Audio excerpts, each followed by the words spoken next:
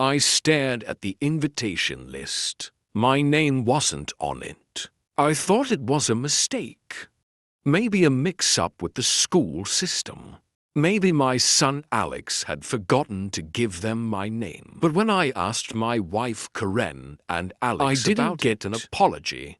I didn't get an explanation. Instead, I got eye rolls. "You're taking this too far," Karen said, crossing her arms. "It's just a college graduation." Alex barely looked up from his phone. "Yeah, Dad. It's not a big deal. Not a big deal. I had worked my ass off for this kid. Late nights at work, double shifts, missed vacations, so he could have a shot at a better life. And now, when the moment came to celebrate his I wasn't invited. Something didn't feel right. I looked at Karen hoping she'd say something. Maybe tell me there was a maybe reason. The school had a limited or guest maybe list. I was getting a surprise. But she just shrugged. "We'll send you pictures," she said, turning back to the TV like my pain didn't matter. I was angry, but more than that I was hurt. So I did something I never walked away without arguing. If they didn't want me there, fine. I wasn't going to sit around and wallow in their rejection. Instead, I booked a trip, a solo getaway. A week-long vacation to a quiet cabin up north. No phone calls, no drama. Just me, the woods, and some much-needed peace. Or at least that was the plan on the day I left. Karen barely reacted. No, have fun or be safe. Just a half-hearted while scrolling through her phone. Alex. He didn't even come out of his room. That should have been my first clue. But the second clue came when I checked our shared credit before I left. A hotel charge. A fancy one. Not in Alex's college town, but to states over. Strange. I almost asked Karen about it, but I stopped myself. What was the point? She just brushed it off? Instead, I let it go. I packed my bags, got in my car, and drove 6 hours determined to put my family's indifference behind me. I turned my phone on silent. No distractions.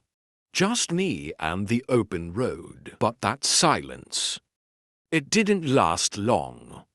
I was halfway into my sitting by the lake, watching the sun dip behind when I decided to check my phone. And that's when I saw it.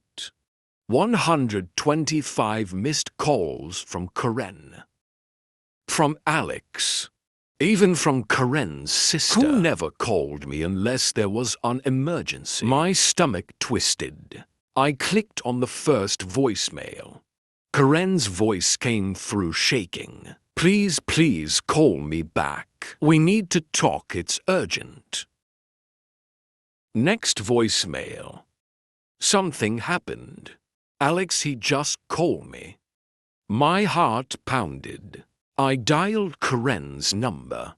She picked up on the first ring. "Where the hell have you been?" she screamed. "Why didn't you answer your phone?" "What's going on?" I asked. My voice tight. Silence.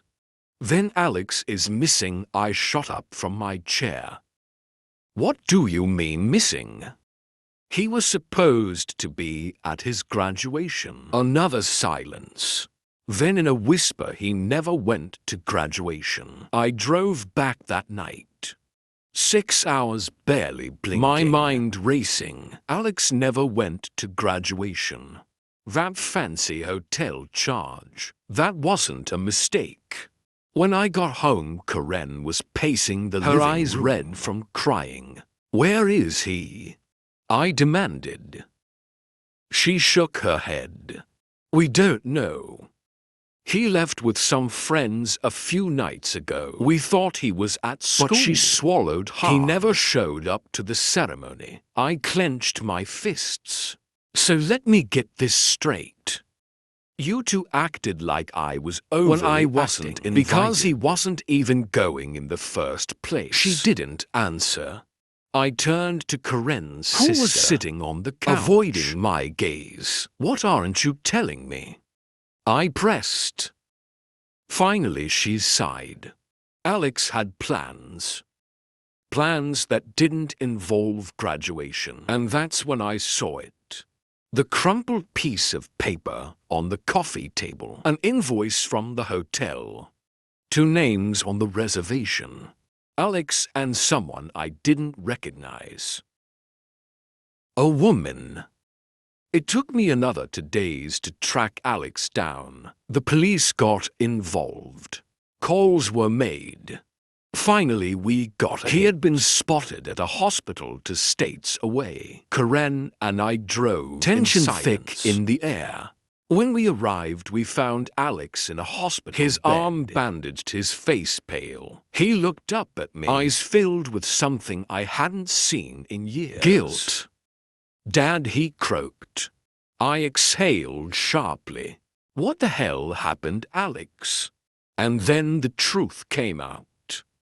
He had skipped graduation to run away with his girlfriend. Not just any girlfriend, his married girlfriend. A woman in her late 30s. Someone he had been seeing in secret for months. Her husband had found out there was a confrontation.